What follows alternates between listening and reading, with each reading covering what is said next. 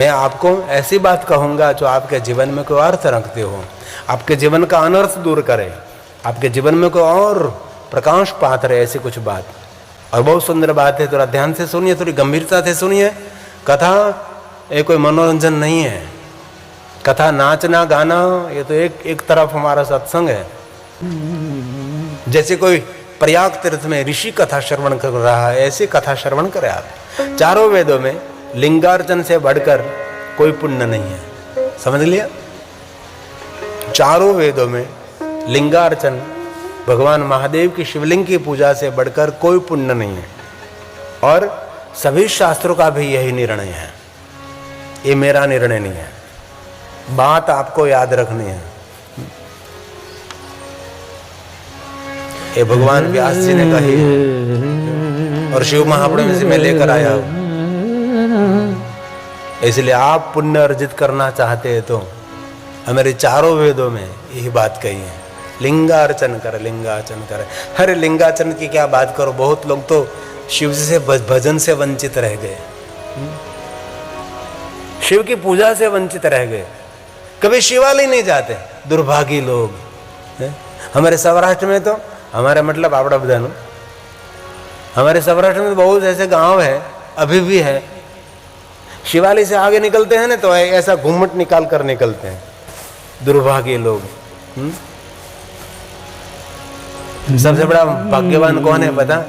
सबसे बड़ा भाग्यवान, सबसे बड़ा महाभाग्यवान वो है जिनके हृदय में महादेव की छवि है, जिनके हृदय में भगवान महादेव की स्थापना हुई, जिनके हृदय में शिव स्थापित हो गया, वो सबसे बड़ा भाग्यवान है। उससे बड़ा भाग्यवान कोई नहीं है। इसे मैं श्लोकात्मक इसलिए बात बता रहा हूँ कि आपको ऐसा न लगे कि ये बात काल्पनिक है। और शास्त्र को, हमारे पुराणों को, हमारे धर्म ग्रंथों को, हमारे वेदों को, हमारे साधु संतों को और सन्यासी को, वैराग्य परंपरा को, आदि जगत गुरु शंकराचार्य की परंपरा को, आचार्यों को, ब्राह्मणों को नहीं मानते, वो आज न तो कल उसकी दुर्दशा होने वाली है। इसमें एकदम पक्की बात है, बुक के पहले पन्ने में वो लिख ले, एकदम परफेक्ट लिख ले। जो उनके द्वेषी हैं, उनके विरोधी हैं, वो कभी जीवन में सुखी नहीं रहेंगे। तभी अभी उसका वो पुण्य है इसलिए दिखाई देता है सुखी है, बाकी धीरे धीरे सूर्य ढलता रहेगा तब पता लगेगा कि हमने बहुत अंधेरा फैलाया है, हमने कहीं प्रकाश नहीं फैलाया। हम दीप क्यों जलाते? कथा के प्रारंभ में हमने पूरे लखानी परिवार की, ये मुझे बहुत अच्छा लगा, लखानी परिवार का बहुत हृदय से मैं आदर करता हूँ कि दीप कोई साधु संत महापुरुष राजकीय महानुभाव से नहीं, दीप जलाए हो तो हमारे घर की बहनों ने दीप जलाया। क्या बात करी आपने, तो समाज को नई प्रेरणा दी, समाज को नई दिशा दिखाई। और अच्छी बात लगे तो दूर दूर से उसको फैलाना चाहिए, और बुरी बात लगे तो उसको वहां धरती में दफना दो। बुरी बातों का प्रचार प्रसार नहीं करना चाहिए। जो सच्ची बात है, सही बात है, सुंदर बात है, कल्याणकारी बात है, विश्व का हित करने की बात है, दूर दूर उनका प्रचार प्रसार करे भाई। इसलिए बहुत आदर करता हूं लखानी परिवार का, सातों बहनों ने मिलकर भगवान का दीप प्रज्वलित किया, क्योंकि बहन हमारे घर की एक दीप है, हमारे घर की ज्योति है। हमारे घर में तो प्रकाश फैला कर गई, लेकिन दूसरे के घर में भी जाकर प्रकाश फैला रही है, वही हमारी बहन है, वही हमारी बेटी है। इसलिए भगवान व्यास जी ने ये गाया है,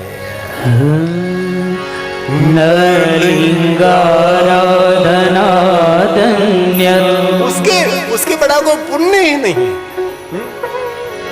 लिंगाराधन, लिंगार्चन से बड़ा कोई पुण्य नहीं है। ये भगवान व्यास का वचन है। और ये श्लोक आपकी समझ में आए तो बहुत मैं प्रणाम करता हूं, लेकिन कुछ समझ में ना आए, लेकिन ये शब्द भगवान ने गाए, इसलिए मैं गाता हूं। ये शब्द भगवान के मुख से प्रकट हुए हैं, इसलिए गाना जरूरी है न।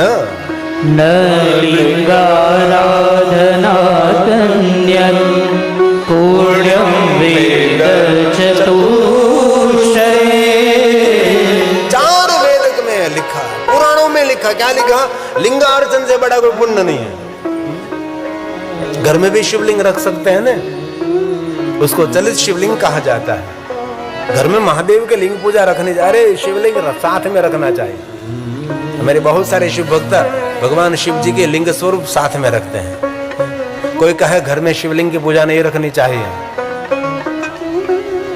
उसको कह दो कि शिव महापट पढ़ ले एक बार, पता लगे कि शिव जी की महिमा क्या है। जिनके घर में शिवलिंग की पूजा है वो घर नहीं, वो साक्षात मेरे महादेव का लोक है, वह साक्षात शिव निवास करते हैं। इसलिए कोई संकोच नहीं, कोई लज्जा नहीं, आप रख सकते हैं। और कई लोग डरते हैं शिव से, नहीं डरना चाहिए, कभी शिव से कभी डरना नहीं चाहिए। शिव जी के परिवार में और शिव जी के भक्त से कोई छोटी सी बड़ी सी भूल हो गई, मेरा महादेव किसी को दंड नहीं देता, कभी नहीं दंड देता। इसकी दुनिया में कोई दंड नहीं है, उसकी दुनिया में क्षमा है, सबको क्षमा कर देता है। लाख गलती करे, बार बार गलती करे तो भी मेरा महादेव प्रसन्न मुख मुद्रा से उसको क्षमा देते। क्षमा सिंधु है मेरा शंकर, किसी को दंड नहीं देता, दंड से मुक्त करता है, दुख से मुक्त करता, आदि व्याधि उपाधि से मुक्त करने वाला शिव है। शिव का नाम मुक्तेश्वर महादेव है, इसलिए शिव जी से कभी डरने की जरूर नहीं है, कभी नहीं। जीवन का सभी डर पूर्ण समाप्त करने वाला शिव है, ये महादेव है। इसलिए महादेव का विशेष प्रकार से पूजन करें, अर्चन करें, दर्शन करें, स्मरण करें, पार्थेश्वर महादेव की पूजा करें, कोई भी शिवलिंग की उपासना करें, अर्चन करें, अपने घर के अंदर महादेव का विशेष प्रकार से पूजन करें। भगवान व्यास ने कहा, विद्यते सर्वशास्त्राणां नेश एव विनिश्चयः, नेश एव विनिश्चयः। विशेष प्रकार से निश्चय हमारा, विशेष प्रकार से निश्चय है, विशेष प्रकार से कहता हूँ। सभी शास्त्रों का मत है, 4 वेदों का मत है, जो भगवान महादेव के लिंगार्चन से पुण्य मिलता है, उससे बढ़कर कहीं आपको पुण्य नहीं मिलेगा। ये भगवान व्यास का वचन है, सुनिए जरा आदर के साथ। केवल शिवलिंग की पूजा हो जाने पर समग्र चराचर जगत की पूजा हो जाती है। कितनी सब बड़ी बात है। संसार सागर में डूबे हुए लोगों के तरने का को अन्य कोई भी साधन नहीं, अन्य कोई साधन नहीं। हम लोग संसार के सागर में तो है, संसार सागर में जो डूबे हुए लोग हैं हम सभी हैं, 1 2 3 तो नहीं है, हम सभी लोग संसार के सागर में डूबे हुए हैं। इसलिए कहा अन्य कोई भी साधन नहीं, एक ही साधन है, लिंगार्चनम। महादेव की पूजा करें, भगवान शिव जी का लिंगार्चन करें, अर्चन करें, पूजन करें, शिव का स्मरण करें। देवताओं के लिए भी वंदनीय रहोगे, जीवन के सभी भाग्य खोलेंगे। मैं लालच नहीं दिखाता, नहीं नहीं, मैं शिव महापुरुष की बात सुनाता हूं। और आप सब पढ़े लिखे लोग हैं, दुनिया में कोई अवतार परंपरा नहीं थी, कोई संप्रदाय की परंपरा नहीं थी, कोई संप्रदाय कोई आचार्य नहीं थे, तो कौन थे? महादेव तो थे। और आपके गांव में भगवान शिव विराजते हैं। कोई ऐसा गांव हमारा नहीं जिन गांव में शिव नहीं है, कोई तीर्थ ऐसा नहीं जिन तीर्थ में महादेव नहीं है। सभी तीर्थों में शिव है, गांव गांव में शिव है। शिव हमारा मूल है, लाखों करोड़ों साल प्राचीन को स्थान है तो भगवान शिव का है, महादेव का है। इसलिए आपका भला करना चाहते हैं, आपका मंगल करना चाहते हैं, तो महादेव को कभी भूलना नहीं चाहिए, महादेव को कभी छोड़ना नहीं चाहिए। मैं महादेव की कथा करता हूं, इसलिए महादेव के बारे में बताता हूं।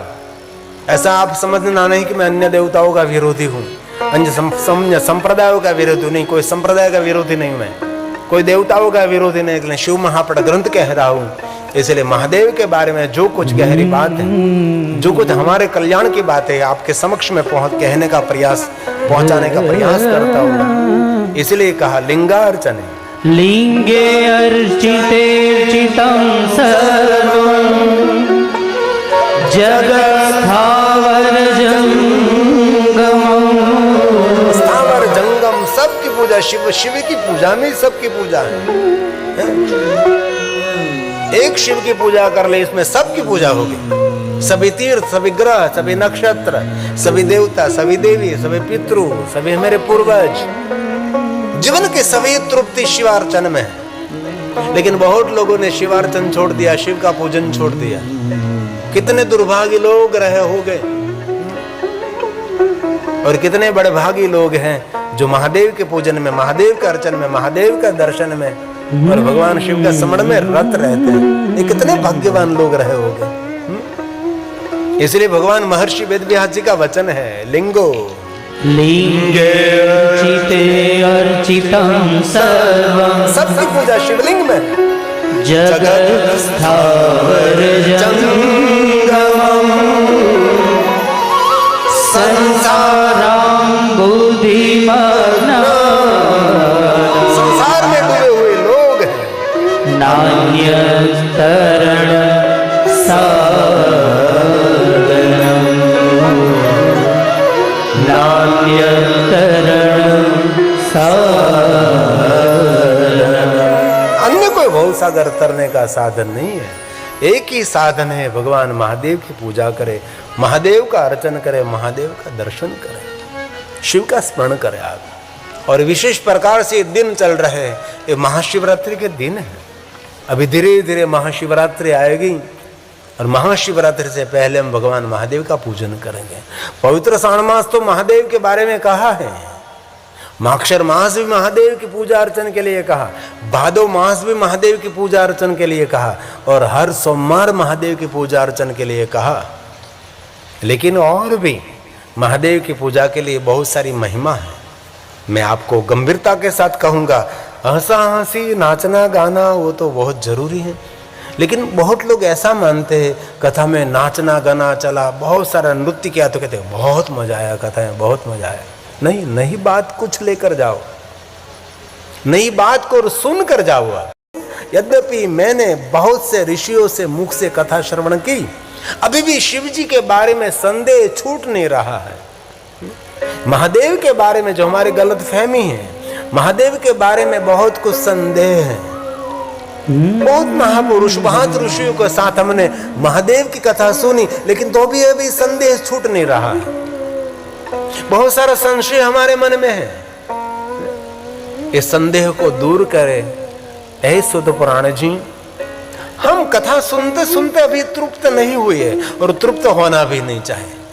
और ये सुध पुराण से ये बात हम आपको पूछना चाहते हैं, किस व्रत को करने से शिव जी प्रसन्न होकर उत्तम सुख देने वाला वरदान देते हैं? कैसे शिव कृत्य करने से भगवान शिव जी हम सबको कुशल रखते हैं? सभी महात्माओं ने पूछा है, कैसे व्रत करने से, कैसे शिव जी का पूजन अर्चन करने से, कैसे भगवान शिव जी का स्मरण करने से, कैसे शिव जी के बहुत सारे कृत्य मतलब शिव की पूजा कैसे अर्चन करने से हमारे जीवन में सुख होगा, हमारे जीवन में शुभ होगा, हमारे जीवन में मंगल कैसे हो सकता है? कैसे व्रत करें हम? और बहुत लोगों को पता ही नहीं, बस इतना ही पता है कि सोमवार के दिन शिव जी का व्रत करना चाहिए। 16 सोमवार, साकरिया सोमवार, भाकरिया सोमवार, मूंगा सोमवार, उभा सोमवार, आड़ा तो रोज थाता जो है। ऐसी थोड़ी सी आपके पास शंकर भगवान की माहिती है, सोमवार की माहिती, त्रयोदशी की माहिती और महाशिवरात्रि की। और क्या आपके पास है? बहुत लोगों के पास नहीं है, मेरे पास भी नहीं थी। ये तो मैंने शिव महापण आचार्यों के चरणों में बैठकर मैंने पढ़ा। मैं लगातार मैं हरिद्वार अवधूत मंडल आश्रम में रहा। मेरी पढ़ाई अवधूत मंडल आश्रम में हुई। जो मेरे शलड़िया कालो भाई मेरे गांव के हैं, उसने देखा है। वह हमारे सत्यदेव जी महामंडलेश्वर थे, उसके उत्तराधिकारी हमारे में सत्य महामंडलेश्वर संतोषानंद जी महाराज हैं। बहुत समय तक 5 साल से ज़्यादा मैं इस आश्रम में रहा हूँ। मैंने एक एक श्लोक पर मैंने पढ़ाई की है। मैं पढ़ लिख कर आया हूँ, आपके समक्ष कुछ लेकर आया हूँ, कुछ कहने के लिए आया हूँ। मुझे भी पता नहीं था, पढ़ाई की मैंने तब पता लगा कि बहुत कुछ है महादेव के भक्तों के लिए। किस व्रत करने से, कैसे पूजा करने से, कैसे अर्चन करने से हमारा कैसे सुख होता है, हमारा और हमारे परिवार का कैसे मंगल रहेगा। केन व्रतेन संतुष्टम, केन व्रतेन संतुष्टः, कैसे व्रत करने से शिव जी की संतुष्टि होती है। शिवो यच्छति सत्सुखम्, कैसे सुख मिलेगा, किसी को सुख की इच्छा नहीं, सबको सुख की इच्छा है, सबको आनंद की इच्छा है, सबको आरोग्य की इच्छा है, सबको प्रसन्नता की इच्छा है। हमारा परिवार, हमारा जीवन हेम कुशल रहे, सूर्ण जैसा उज्जवल रहे। हम मतलब सुवर्ण, हेम कुशल रहे, हम सूर्ण की तरह चमकते रहे, हमारा आदर्श जीवन रहे, हमारा दर्शनीय जीवन रहे, ये सबकी लालचा है ना। तो कैसे हो सकता है? उनकी युक्ति आपके समक्ष में कहने का प्रयास करता हूं। केवल शिवकृते त्वं तस्मात् पुरुषामहे अयम्। हम सभी पूछ रहे हैं, क्या पूछ रहे हैं? तस्मात् पृच्छामहे वयम्। एक ऋषि कोई नहीं पूछ रहा है, बहुत सारे ऋषियों का समूह पूछ रहा है। वयम, हम सभी ऋषि पूछ रहे हैं। वयम, मैं अकेला नहीं, हम सब ऋषि इस सुत पुराण को आपको पूछ रहे हैं, कैसे कृत्य करने से, कैसे अर्चन करने से, कैसे स्मरण करने से, किस प्रकार के व्रतों करने से हमारे जीवन में शुभ होगा, हमारे जीवन में मंगल होगा, हमारे जीवन में सभी प्रकार के सुख का आगमन होगा।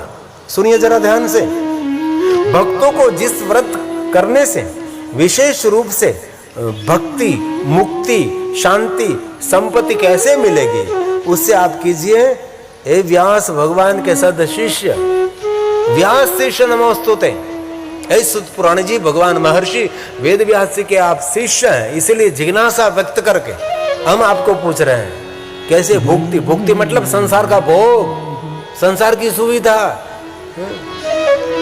सबको चाहिए ना, किसी को झोपड़े में रहना पसंद नहीं है, सबको राजमहल चाहिए, सबको सुख सुविधा चाहिए, सबको चैन की नींद चाहिए, सबको मंगल चाहिए। तो भक्ति और मुक्ति कैसे मिलेगी? अब उनके बारे में कुछ कहने का प्रयास करें, हम आपके पास जिज्ञासा व्यक्त करते हैं। भुक्ति मुक्तिश्च, भुक्ति मुक्तिश्च लभ्ये भक्तेन व्रतेन। कैसे भक्ति करने से, कैसे व्रत करने से, कैसे भक्ति करे शिव की, कैसे व्रत करे शिव का? तदवद विशेष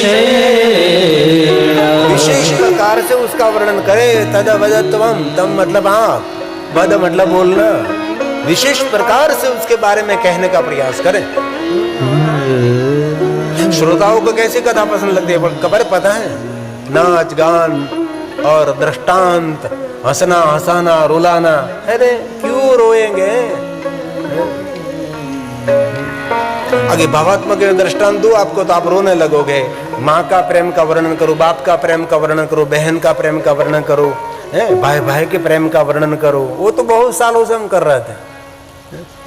ऐसे कौटुंबिक पारिवारिक दृष्टांत में आपके सामने रखकर आपको रुला सकता हूँ।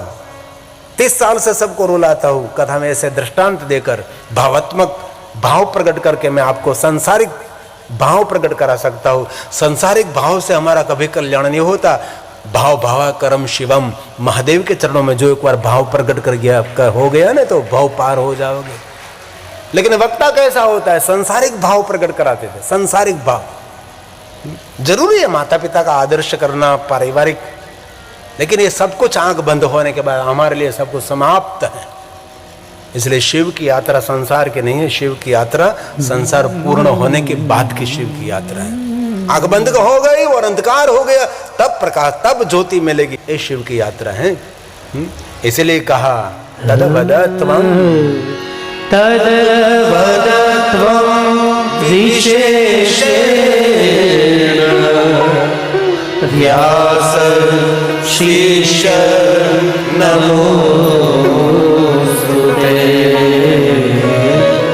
व्यास शिष्य नमो।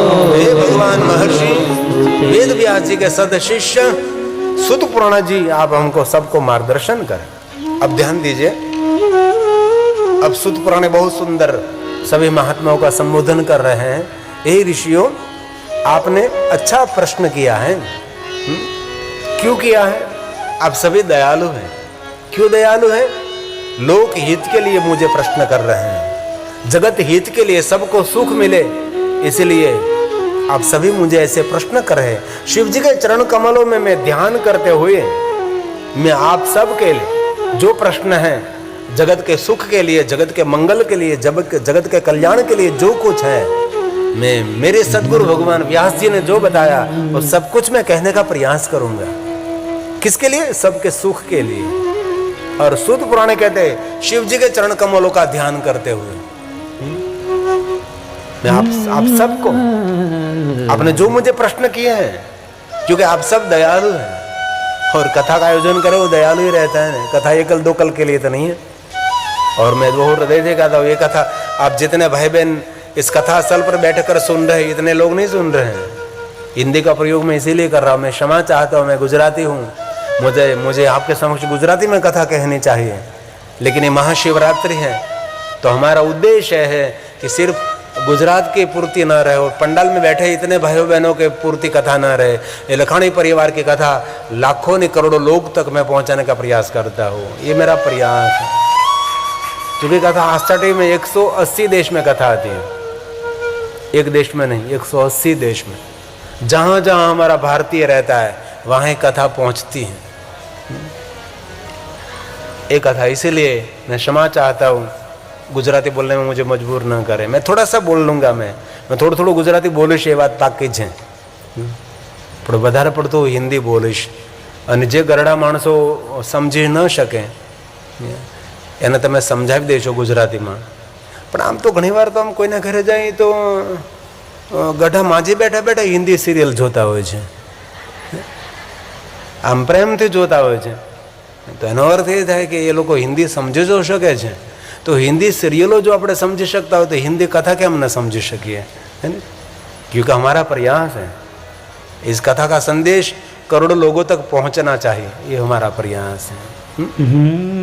सम्यक पुष्टम ऋषि श्रेष्ठा, है श्रेष्ठ महात्माओं, सम्यक पुष्ट ऋषि श्रेष्ठा। आपने जो प्रश्न किया है श्रेष्ठ ऋषियों, आप दयालु हैं, भवद्भी करुणा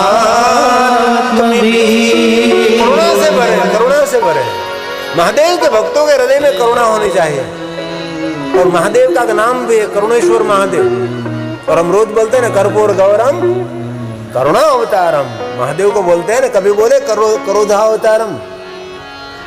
और एक बात कहूं, आप तो नहीं कहो कि कहो, लेकिन मैं कहता रहूंगा, जो क्रोध करता है ना वो कभी महादेव का भक्त नहीं है। जो बात बात में क्रोध करता है वो महादेव का भक्त नहीं है। महादेव का भक्त वही हर हालत में शांत रहे, वही शिव का श्रेष्ठ भक्त है। हर परिस्थिति में शांत रहे, वही महादेव का भक्त है। कोई भी विपरीत स्थिति हो, विकट स्थिति हो, इनमें भी शांत रह सके, वही महादेव का भक्त है। शिव भक्तों का पहला लक्षण है शांत रहना, इसलिए कहा करुणात्मा, आप सभी दयालु महात्मा है। स्मृत्वा शिव पदाम्बोज, शिव जी के चरण कमलों का ध्यान करता हूँ, स्मरण करता हूँ, उसका ध्यान करता हूँ। कथयामि यथा श्रुतम्, कथयामि यथा। आप सुनिए, मैं भाव से आपको समक्ष कहता हूँ, जैसा आप सबने मुझे पूछा वैसा ब्रह्मा विष्णु और पार्वती ने सबने मिलकर भगवान शिव जी को पूछा था। सूत पुराण ने प्रयाग तीर्थ में कहा कि हे ऋषि मुनियों, जो आपने मुझे पूछा वो बात एक बार ब्रह्मा ने, विष्णु ने और ऋषि मुनियों ने, हे पार्वती के साथ सब ने मिलकर भगवान शिव जी को पूछा थे प्रश्न।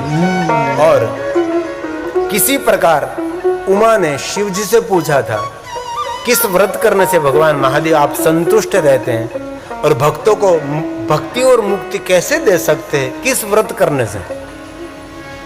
ऐसा पार्वती ने एक बार भगवान शिव जी को विशेष रूप से पूछा था। ऐसा लगता है कि कथा एक बार नहीं बार बार हुई होगी, पहले भी पूछा था। अभी प्रयाग तीर्थ में सभी महात्मा सूत पुराण को पूछ रहे थे, और एक बार ब्रह्मा विष्णु और पार्वती ने पूछा था, और इससे पहले एक बार स्वयं उमा ने भगवान शिव जी को पूछा था, भक्ति और मुक्ति का साधन क्या है, कैसे व्रत करने से महादेव जी आप संतुष्ट रहते हैं, उसके बारे में आप कहो, ऐसा पूछा था। और कहा सुनिए, उस समय विष्णु आदि के ऐसा पूछने पर भगवान शिव ने कहा, मैंने इस समय भी बताया था, एक कथा को जो श्रवण करता है, जो भगवान शिव, ब्रह्मा, विष्णु और उमा का संवाद, जो भगवान शिव और उमा का संवाद जो को श्रवण करते, ये कथा श्रवण करते हैं, तो श्रूयताम पापहारकम, ये जो आपके समक्ष में अभी कथा कह रहा हूं, ये कथा मैं बहुत कम अल्प श्लोकों में गा रहा हूं, उसका तो विस्तार तो करना तो उसके लिए तो समय कम पड़ जाएगा, लेकिन ये कथा जो कोई सुनेगा, ये संवाद है। किसका संवाद है? हरि, ब्रह्मा और पार्वती का जो संवाद है शिव के सामने, महादेव ने जो व्याख्या की है, ये जो प्रश्नोत्तरी हुई है, जो संवाद हुआ है, एक कथा को सुनेगा, उनके लिए कहा वो मनुष्य सभी पापों में से मुक्त हो जाएगा। इति पुष्ट इति पृष्ठ सदा तेस्तु हरिणाम पेनवे तदा। हरिणाम भगवान विष्णु, ब्रह्मा और पार्वती ने जो महादेव को पूछा था, महादेव ने जो इस देवताओं को मार्गदर्शन दिया था, तद हम कथा में अहम, ये कथा मैं कहूंगा। जब शिव और देवताओं का संवाद हुआ था, वही कथा अभी मैं आपको कहता हूं। तदहम कथयाम्यद्य शून्यतां पापहारकम्। ये कथा सुनने से क्या होगा? ये कथा पाप हरने वाली कथा है। अब शिव जी ने कहा, वो बात कहता हूं, मेरे अनेक व्रत भुक्ति और मुक्ति देने वाले। भगवान महादेव ने कहा, सुनो, मेरे बहुत सारे व्रत हैं। और एक बात कहूं, शिव जी के बहुत सारे व्रत ऐसे हैं, और महादेव के बारे में जितने व्रत हैं, इतने व्रत कोई देवताओं के बारे में नहीं है। शिव जी के बारे में जितने व्रतों की महिमा है, ऐसा व्रत कोई देवताओं के बारे में नहीं है, ऐसा शिव पुराण ग्रंथ में कहा। लेकिन इनमें भी प्रधान 10 व्रत हैं। ये श्लोक शिव जी ने गाया, जो भुक्ति और मुक्ति। भुक्ति का अर्थ क्या है? संसार का भोग, संसार का सुख।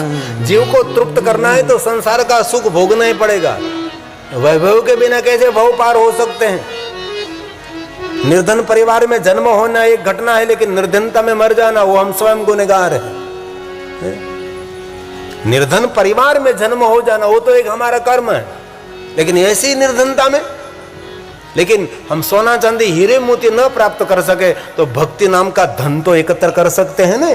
पायो जी मैंने राम रतन धन पायो, वो तो कर सकते हैं कि नहीं कर सकते हैं? निर्धन कौन है? जो भक्ति से वंचित है। बाकी तो अड़क धन है, लेकिन सत्कर्म का कोई भाव नहीं, वो तो जीव नहीं, वो तो नरक है। इसीलिए भगवान शिव ने कहा, बुरी व्रतानी में संति, भूरि व्रतानि मे सन्ति। जिन व्रतों से मुझे संतुष्टि रहती है और मैं भुक्ति और मुक्ति उनको देता हूँ। भुक्ति मुक्ति प्रदानि च। भुक्ति और मुक्ति देने वाले में व्रत कोई महिमा कहता है, जो मुख्यानि है। मुख्यानि तत्र ज्ञेयानि दश संख्यानि तानि वे। दश संख्यानि तानि वे। बहुत सारा श्लोक में छोड़ देता हूँ। क्यों छोड़ देता हूँ? क्योंकि आपका समय न निकले, इसलिए। ये शिव जी ने गाया, इसलिए आपके समक्ष गाया, जो महादेव की वाणी है।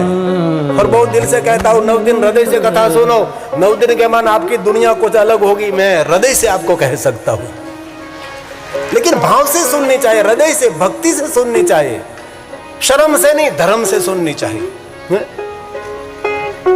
और मैं आपको अभी दृष्टांत देकर बहला सकता हूं, रुला सकता हूं, नचा सकता हूं, क्योंकि आप मुझे 30 साल से सुन रहे हैं। मैंने यही किया, कौन हलावे लिंबड़िन, कौन हलावे पीपड़े, यही मैंने किया है। यही मैंने भावात्मक संसार की बातें आपको सुनाई। अब कब तक मैं संसार की बातें आपको सुनाता रहूंगा? और तो महादेव ने कहा वो तो संदेश पहुंचाने का प्रयास करूं। इसलिए भगवान स्वयं शिव ने गाया है, जो मुख्य ने 10 व्रत है। वेदों में पारंगत जाम्बाल ऋषि हुए। जाम्बाल ऋषियों का बहुत, ये जो मंत्र है ना वो भी जाम्बाल, अग्निरिते भस्म, आयुरिते भस्म, जल में भस्म, जाम्बाल आदि मुनियों ने जो 10 शैव व्रतों की महिमा गाई, विधि पूर्वक ये व्रत में कहने का प्रयास करता हूं। जो शिव जी को, जो जिनको शिव को मिलना है उनके बारे में, जिनको संसार में मिलना है तो मिलो, बाजार में घूमो फिरो, मॉल में जाओ, मंदिर में कभी नहीं जाना। जिनको शिव की यात्रा करनी है, जिनको अपने जीवन की मंगलमय यात्रा करनी है, उनके लिए बहुत सारे शिव जी के व्रत हैं। इनमें जो प्रधान 10 व्रत हैं उनके बारे में कहता हूं। भगवान महादेव ने जो विष्णु को कहा, हे विष्णु, प्रत्येक अष्टमी को यत्न से रात्रि में भोजन करना चाहिए, पूरे दिन निराहार रहना चाहिए। कोई भी अष्टमी हो, शुक्ल पक्ष की अष्टमी हो या कृष्ण पक्ष की अष्टमी हो, एकादशी तो सारी दुनिया करती है, त्रयोदशी तो शिव कथा होने के बाद शुरू हुई भाई। हमारे ब्राह्मण, हमारे आचार्य लोग त्रयोदशी का व्रत करते थे, लेकिन सामान्य जन को तो पता ही नहीं था कि त्रयोदशी क्या है। 30 साल की गर्जना करते करते लोग त्रयोदशी का व्रत करने लगे। एकादशी का तो बहुत प्रचार प्रसार हुआ। एक बात कहूं, 1000 एकादशी का व्रत करो और एक अष्टमी का व्रत करो, 1000 एकादशी के बराबर एक शिव जी की अष्टमी है। चाहे शुक्ल पक्ष की अष्टमी हो या कृष्ण पक्ष की अष्टमी हो, पूरे दिन निराहार रहना है। संध्या समय भगवान शिव के दर्शन करने के बाद आप भोजन कर सकते हैं। कितनी सुंदर बात है। विशेष करके कृष्ण अष्टमी के दिन उपवास करना चाहिए। शुक्ल पक्ष की अष्टमी है, उस दिन पूरे दिन निराहार रहो और शाम के समय भगवान शिव का दर्शन अर्चन करने के बाद आप भोजन कर सकते हैं। लेकिन कृष्ण अष्टमी, कृष्ण पक्ष के अंधर यानी 8, उस दिन उपवास करें। ये व्रत है, ये व्रत 12 साल का भी हो सकता है और 12 महीनों का भी हो सकता है। जिनको अपना मंगल करना है उनके लिए, जिनको कुछ करना ही नहीं, खा पी कर मर जाना है। और बहुत हृदय से एक बात कहना चाहता हूँ, क्यारेक घमंड आवे ने, घણા લોકોને જ્ઞાનનું ઘમંડ હોય, વિદ્યાનું ઘમંડ હોય, ધનનું ઘમંડ હોય, પદ પદવીનું ઘમંડ હોય, बहुत ઘમંડ આવે ત્યારે એક શમશાનમાં આંટો મારી આવવાનો। મોટા મોટા વિદ્યાધરો, મોટા મોટા જ્ઞાનીઓ, મોટા મોટા ધનપતિઓ રાખ થઈને પડ્યા છે। एक सीधी बात है और कुछ होने वाला नहीं है। मैं डराता नहीं हूं, मैं जगाने का काम करता हूं, इसलिए आपके लिए कुछ करूं और आप सभी के मार्ग में कोई आए तो उसको शिव जी का मार्ग दिखाओ। एक व्यक्ति को शिव मार्ग दिखाने से एक यज्ञ नहीं, करोड़ों यज्ञ नहीं, करोड़ों करोड़ों शिवालय निर्माण करने का पुण्य मिलता है। एक को जीवात्मा को शिव की ओर यात्रा कराओ। ये भगवान शिव ने कहा, हे विष्णु, प्रत्येक अष्टमी, ये महादेव ने गाया श्लोक, एकादश्यां सीतायां तो, भगवान महादेव ने गाया है, प्रत्येक अष्टमियां प्रयत्ने, प्रत्यष्टम्या प्रयत्नेन, हर अष्टमी शिव जी की हैं। सिर्फ सोमवार तो है ही। अरे शिव महापुराण में देखें तो सोमवार शिव जी का नहीं है। बोलो हूं क्या वो तुम्हारे? शिव महापुराण ग्रंथ को ध्यान में रखें तो सोमवार महादेव का नहीं है। सोमवार स्वयं शिव का स्वरूप है और सोमवार के दिन तो महालक्ष्मी की पूजा करनी चाहिए। सोमवार के दिन महालक्ष्मी की पूजा की महिमा है। लेकिन बहुत सारी बात जन जन तक नहीं पहुंची, इसीलिए मैं प्रयास करता हूं लखानी परिवार के माध्यम के द्वारा करोड़ों लोगों तक ये संदेश पहुंचे। इसलिए भगवान स्वयं शिव कहते हैं, प्रत्यष्टम्या प्रयत्नेन कर्तव्यं भोजनम। एक समय शाम को भोजन करके अष्टमी का व्रत कर सकते हैं। और विशेष प्रकार के कालाष्टम, कालाष्टम्यां विशेषे,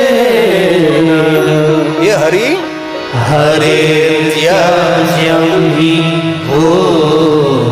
भोजनम। कृष्ण पक्ष की अष्टमी के दिन भोजन का त्याग करना चाहिए।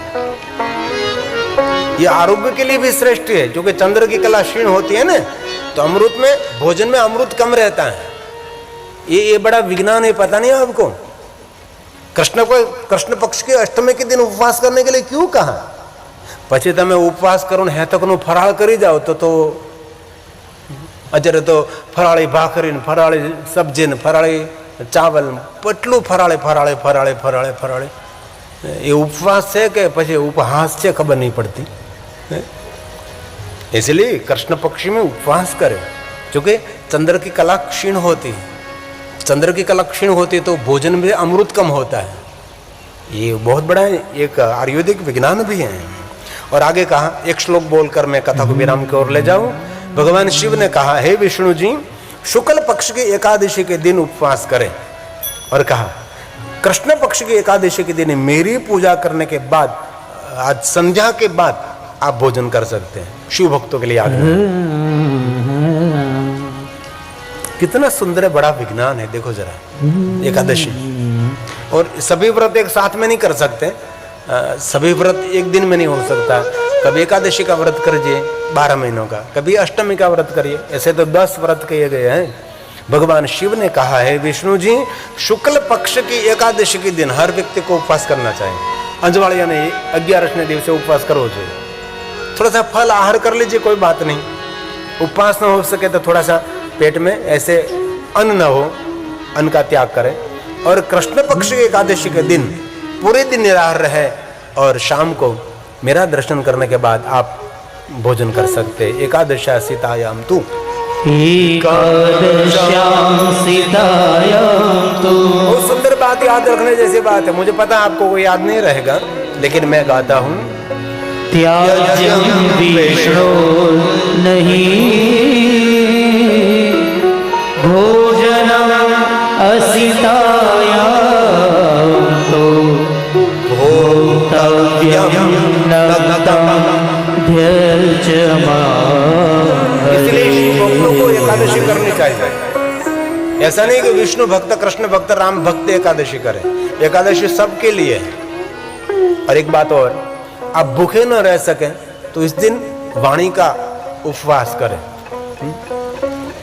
एकादशी के दिन वाणी का उपवास करें, अष्टमी के दिन वाणी का उपवास करें, क्योंकि अन्न के उपवास से बहुत बड़ा उपवास वाणी का उपवास है। और वाणी से उपवास से बड़ा विचारों का उपवास है। लेकिन विचारों का उपवास तो मैं भी नहीं कर सकता, इनमें से भी कोई नहीं कर सकता। विचारों का उपवास, वाणी का उपवास मैं और आप सब कर सकते हैं। और शिव जी के बहुत व्रतों में वाणी का उपवास बहुत महत्व का है। और वाणी का उपवास भी न कर सको तो एक बात कहूं, मोबाइल का उपवास कर एक दिन के लिए। एक दिन के लिए छोड़ दिए, चलो भाई आज हमारे मोबाइल का उपवास है, मेरा उपवास नहीं है। मोबाइल छोड़ दिए एक दिन के लिए, कितनी मानसिक शांति मिलेगी। पहले मोबाइल ना था तो भी जीवन चलता था, टेलीफोन नहीं थे तो भी जीवन चलता था, ये लाइट के थंभे नहीं थे वो भी जीवन चलता था।